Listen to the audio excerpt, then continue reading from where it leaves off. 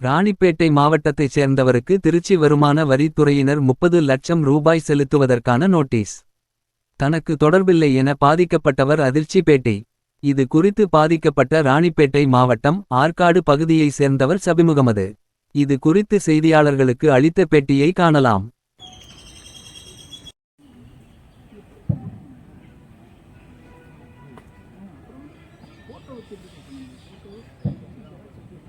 பார்த்தீங்கன்னா, ராணிப்பேட் மாவட்டத்தில் வந்து ஒரு சின்னதாக ஒரு கடை வச்சு வியாபாரம் பண்ணிகிட்ருக்கேன். ஷான் வாட்ச் அண்ட் மொபைல்ஸ்ன்ற மாதிரி. இப்போ வந்து திடீர்னு 2 நாள் முன்னாடி என்னோடய அக்கௌண்ட்டில் வந்து காசு வந்து மைனஸில் ஆயிடுச்சு. என்னன்னு சொல்லி பார்த்து நான் கஸ்டமர் கேரில் கால் பண்ணும்போது, நீங்கள் பேங்க்கில் கான்டாக்ட் பண்ணுங்கள் சார் நாங்கள். உடனே நான் பேங்க் கால் பண்ணும்போது என்னோடய அக்கௌண்ட் வந்து மைனஸ் 36 லட்ச ரூபா இருந்தது. என்னன்னு சொல்லி கேட்டேன், கமர்ஷியல் டிபார்ட்மெண்ட்லேருந்து உங்களுக்கு டேக்ஸ் வந்து பே பண்ண சொல்லி வந்திருக்கு அப்படின்னாங்க. எனக்கு அந்த மாதிரி எதுவுமே இல்லையே சார், எனக்கு எதுவும் மெயில் எதுவும் வரலையே சார் அப்படின்னும்போது, உடனே வந்து நான் செக் பண்ணி சார் உங்களோட பேன்லேயே இன்னொரு டூப்ளிகேட்டாக ஒரு கம்பெனி ஆரம்பிச்சிருக்காங்க.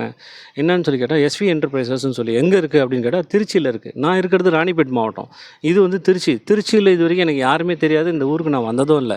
என்னோடய டாக்குமெண்ட் பேன் கார்டை வச்சு டூப்ளிகேட்டாக ஒரு கம்பெனி ஒன்று ஆரம்பித்து அதில் வந்து 36 லட்ச ரூபா 36,30,000 வந்து டேக்ஸ் கட்ட சொல்கிறாங்க. அது எப்படி தான் என்ன ஒன்றுமே புரியல. இது வந்து தமிழ்நாடு அரசும் மத்திய அரசும் மாநில அரசும் சேர்ந்து இதுக்கு தக்க நடவடிக்கை எடுக்கணும். என்னோடய வாழ்வாதாரமே வந்து சுத்தமாக இவங்க முடக்கிறாங்க. என்னை வந்து நீங்கள் வந்து நான் கம்ப்ளைண்ட் கொடுத்ததுக்கு நீங்கள் கட்டி தான் ஆகணும் சார் அப்படின்றாங்க. நான் இது சம்மந்தப்பட்டமாக சைபர் கிரைம்லேயும் நான் கம்ப்ளைண்ட் கொடுத்துட்டேன், ஜிஎஸ்டி போர்ட்டல்லையும் நான் கம்ப்ளைண்ட் கொடுத்துட்டேன். இதோட சீக்கிரமாக இதோட நடவடிக்கை என்ன மாதிரி பல பேர் பாதிச்சிருக்காங்க.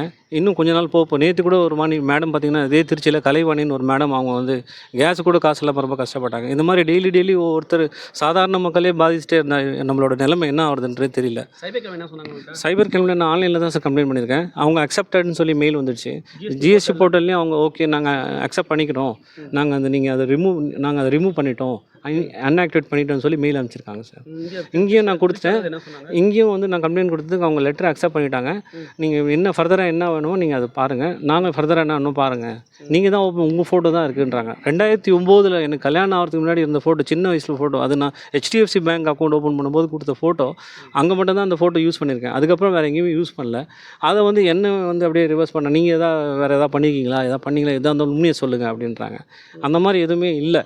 நான் உண்மையாக இருந்தால் நான் ஏன் ராணிப்பேட்டிலேருந்து நைட்டாக இந்த மாதிரி வந்து உடனே நான் திருச்சியில் இருக்க ஆஃபீஸை வந்து நான் ஏன் சந்திக்கணும், நான் ஏன் பேசுகிறேன்?